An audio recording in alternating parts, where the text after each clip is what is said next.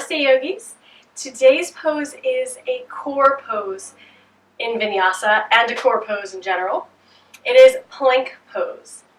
I will show you plank pose and Chaturanga Dandasana today because they're pretty much linked together. And I know that plank is a very difficult pose for a lot of people to attain, so we'll work on that and then I'll show you how to do a proper Chaturanga with variations so that when you are practicing in your vinyasa class you can build up the strength and eventually one day maybe you'll be able to do a full Chaturanga and hold it. So plank, you want to take your hands super wide, fingers spread super wide, press them into the mat, and make sure that your wrist creases are facing the front of the mat. Your wrists are underneath your elbows, which are underneath your shoulders.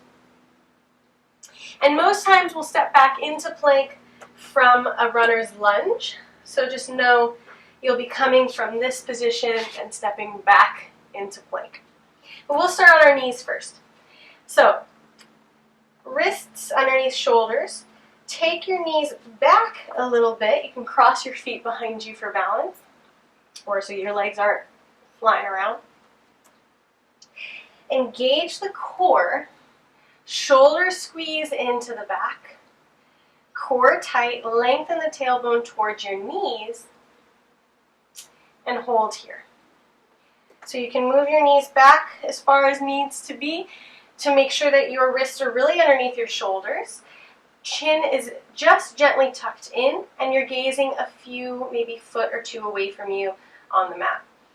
So a couple misalignments I would see here would be no engagement of the core, too much rounding of the upper back, and if you notice once I do that, my wrists are no longer in line with my shoulders or underneath. No engagement of the core, again, it's really important one. And then another thing I notice too quite often when people do anything on their hands, they're trying to take the pressure off their wrist, and what they end up doing, what I see a lot of people do, is they kind of end up TPing their hands on the mat. So they keep their fingers together and then they TP their hands to take some of the pressure off of the wrists. And that doesn't help. That doesn't actually take much of the pressure off the wrist, and over time you can cause yourself some damage. So make sure that anytime that you are on your hands, you spread your fingers wide and you press into the base of the index finger and into the thumb. And that will take some of the pressure off of the wrists and evenly distribute the weight on your whole hand. So your hands are not weight bearing. Since we have started walking on two legs thousands of years ago, our hands have lost there's actually no muscles in the hands. They're all tendons and ligaments, I believe. You can quote me, you can let me know. Don't quote me, let me know if I'm wrong on that, but I know there's no muscles in the hands. And so we can't really strengthen them. They're not meant to hold us for very long. So the best way to avoid wrist damage over time is to spread them wide and then just not spend too much time on your hands in general. Okay, back to plank. So now a second variation is coming into forearm plank. So make sure that your elbows are underneath your shoulders. You can clasp your hands and then come up off of your knees, core engaged. Gently pull the hip points forward. Engage the thighs, so squeeze the thighs energetically towards each other and press your heels away from you. Chin slightly dipped, looking at the ground just in front of your hands, or your hands. Again, another misalignment I see is dropping the hips, but too high. Shoulders not in line with the elbows here. Or just a general lack of muscle engagement. So you might try to push too much forward. Press those heels back. Make sure that your booty isn't popping up. So lengthen the tailbone towards the heels. Engage the core. Shoulders away from the ears. Heart space forward. And then the third variation for plank is the full plank.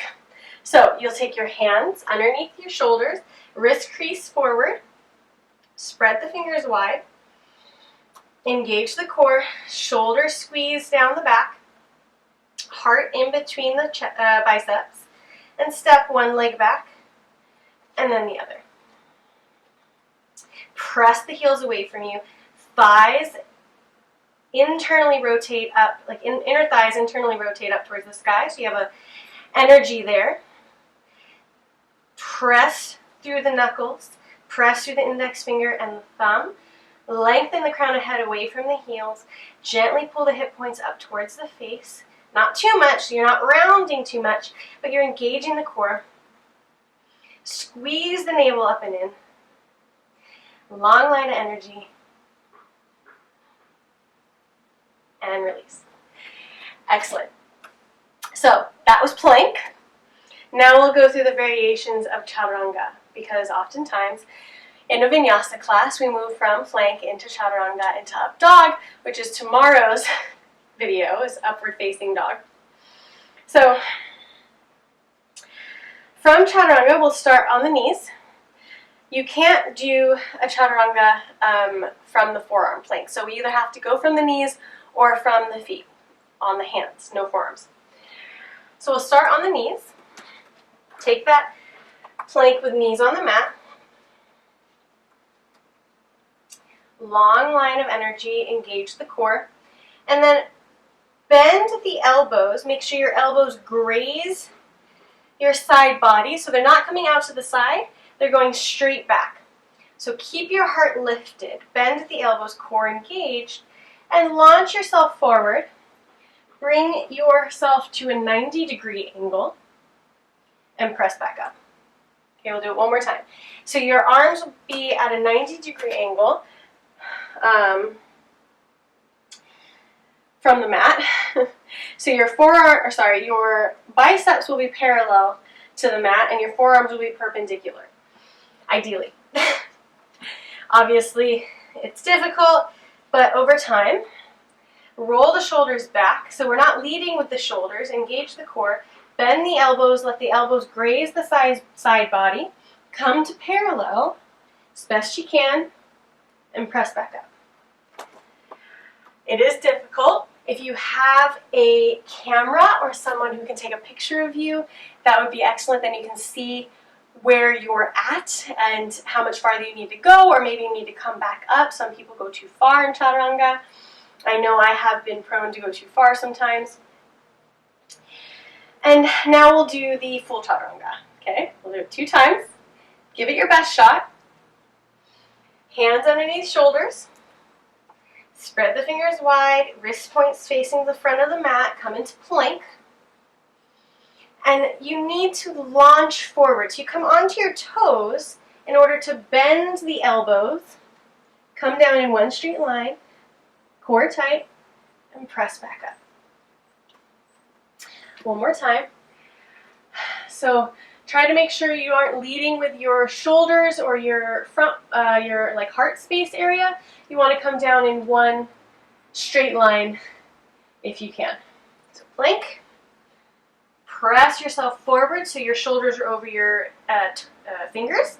Bend at the elbows. Elbows graze the side body. Come into parallel. And press back up. Good job. That was Chaturanga Dandasana. We'll move into upward dog tomorrow so we can learn the proper technique for that one. Keep practicing your planks, practice them every day, even just for a few seconds, and over time you will get stronger. You will be able to do a Chaturanga, and you'll build up that strength. It just takes time and patience. So I hope you enjoyed this tutorial, and I will see you tomorrow for the next one. Namaste.